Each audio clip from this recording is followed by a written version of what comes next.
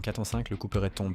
Steve Jobs, le génie visionnaire de 30 ans, est brutalement évincé d'Apple, l'entreprise qu'il a créée dans un garage.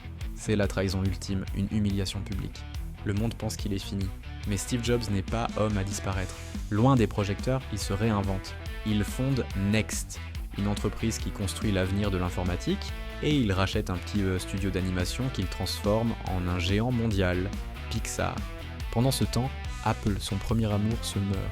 Sans vision, l'entreprise est au bord du gouffre, à quelques semaines de la faillite. Puis, en 1997, le retournement de situation le plus spectaculaire de l'histoire de la tech. Dans un geste désespéré, Apple rachète Next et rappelle celui qu'elle a banni. Jobs ne revient pas en simple employé, il revient en sauveur. Son premier geste est radical. Il annule 70% des projets pour se concentrer sur l'essentiel. Il lance une campagne qui deviendra légendaire, Think Different.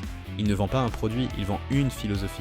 Puis vient l'iMac, un objet qui casse tous les codes et qui relance la machine. Ce n'était que le début. L'iPod, l'iPhone, l'iPad. Steve Jobs n'a pas seulement sauvé Apple. Il a utilisé son échec comme un tremplin pour changer le monde.